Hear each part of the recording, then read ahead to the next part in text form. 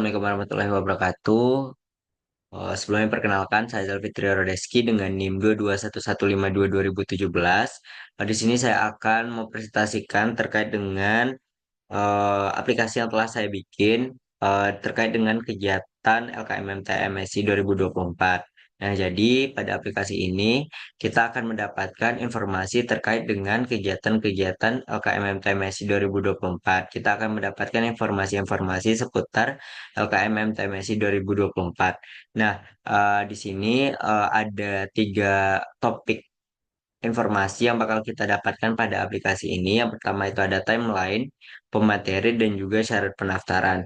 Nah, untuk di sini di bagian timeline, uh, di LKMM TMSI sendiri itu ada tiga atau dibagi menjadi tiga itu ada pra-event, event, dan pasca event. Nah, di sini kita dapat melihat ketika di tampilan awal tuh cuman ada tulisan kayak pra-event terus tanggal kegiatannya. Tapi untuk kita melihat lebih jauh atau lebih detail kegiatan itu ngapain aja, kita bisa menekan di bagian pas pra-event ini. Nah, ketika ditekan maka akan muncul agenda apa saja yang dilakukan pada tanggal segitu.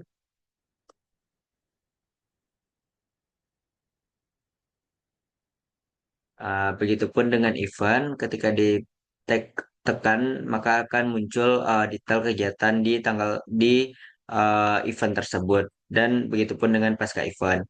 Nah, selanjutnya untuk pemateri. Nah, di pemateri ini sama di sini akan dijelaskan juga pemateri satu dengan nama pematerinya siapa. Dan untuk mengetahui lebih lanjut tentang informasi materi ini, maka bisa menekan langsung di bagian pemateri tersebut. Misalnya kita ingin melihat detail dari pemateri satu, itu Darmaji Suradika. Ketika ditekan, maka akan muncul judul materi yang disampaikan oleh pemateri satu ini. Begitupun dengan pemateri 2 dan juga pemateri 3. Dan yang terakhir itu ada syarat pendaftaran. Nah, pada syarat pendaftaran ini, eh, ketika kita tekan maka kita akan dilihatkan atau dimunculkan detail dari syarat pendaftaran untuk mengikuti kegiatan LKMM TMS 2024. Nah, jadi begitulah kira-kira untuk tampilan sederhana dari aplikasi kegiatan LKMM TMSI 2024. Next, di sini mungkin saya akan menjelaskan terlebih dahulu terkait dengan codingan. Nah, di mana di sini saya akan menjelaskan terkait dengan dependensi. Nah, dependensi ketika kita dapat melihat di sini, kode ini merupakan dependensi atau ketergantungan yang dibutuhkan oleh proyek terhadap Android agar aplikasi ini dapat berjalan dengan baik gitu. Nah, ada beberapa dependensi yang dicakup nih dalam hal ini. Yang pertama itu ada kayak fitur Jetpack Compose, material design, dan juga navigasi. Nah, di sini ada beberapa dependensi yang bisa dilihat, misalnya seperti uh, uh, in, seperti codingan ini. Codingan ini yang tiga ini merupakan codingan core libraries. Kalau yang bagian platform, lib sampai sampai lib Android Material 3 ini merupakan compose libraries. Terus juga ada eh yang ini merupakan material yang ini merupakan material desain dengan Jetpack Compose dan yang ini merupakan navigasi Jetpack Compose itu sendiri. Nah, selanjutnya selain itu juga ada testing libraries pada dependensi ini. Nah, baik selanjutnya juga ada uh, debug tools pada codingan di dependensi ini dan itu terdapat di build glad KTS. Nah, selanjutnya kita akan masuk ke codingan. Yang pertama kita akan membahas terkait dengan codingan yang terdapat pada main activity. Nah, oke. Jadi pada main activity itu sendiri terdapat beberapa hal di sini ada beberapa package dan juga import yang uh, terdapat beberapa package dan juga import yang mana kode ini akan mendefinisikan nantinya atau mengimport berbagai kelas dan fungsi dari Jetpack Compose, material dan juga Jetpack Navigation yang dibutuhkan untuk membuat antarmuka dan navigasi dalam aplikasi ini. Nah, selanjutnya di sini juga ada model data di mana ada tiga kelas data yang untuk mendefinisikan struktur data atau menampung informasi nantinya. Nah, di sini ada timeline yang akan menampung informasi terkait dengan timeline kegiatan, terus ada pemateri dan juga syarat pendaftaran. Nah, selanjutnya ini ada sampel data. Nah, sampel data ini merupakan eh, berisi tentang data sampel yang akan ditampilkan nih pada antarmuka seperti yang udah kita lihat tadi. Nah, setiap elemennya itu merupakan objek dari kelas data yang sudah dibuat sebelumnya.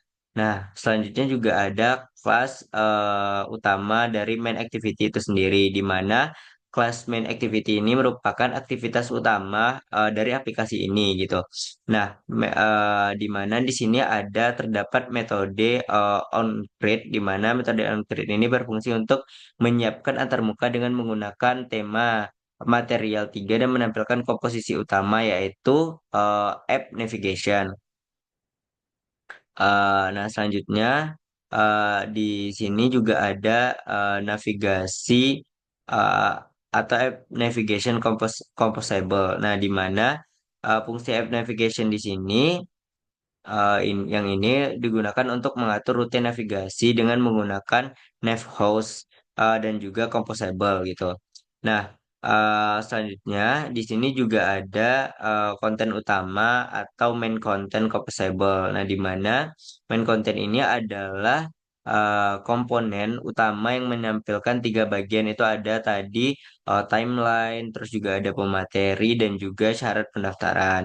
Nah, selanjutnya di sini juga ada timeline item, di mana timeline item ini akan membuat in time kartu untuk setiap elemen. Nah, di sini akan menggunakan card yang bisa diklik untuk masing-masing data gitu. Baik itu dari data timeline, pemateri, dan juga syarat pendaftaran. Nah, di sini juga ada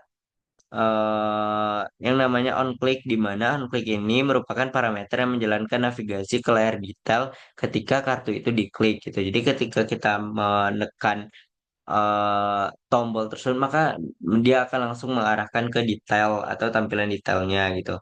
Nah, selanjutnya ada eh, halaman detail, di mana halaman detail ini atau detail screen composable, di mana pada detail detail screen composable ini uh, kita akan menampilkan detail lengkap nih terkait dengan item yang dipilih dari daftar, judul, dan juga detail yang diambil dari data item dan ditampilkan dalam tata letak kolom yang dipisahkan oleh spacer untuk menjaga tata letak agar secara tampilan itu rapi. Nah, di sini ada kan kayak uh, ukuran kolomnya, terus spasinya berapa, ada 16 8 gitu.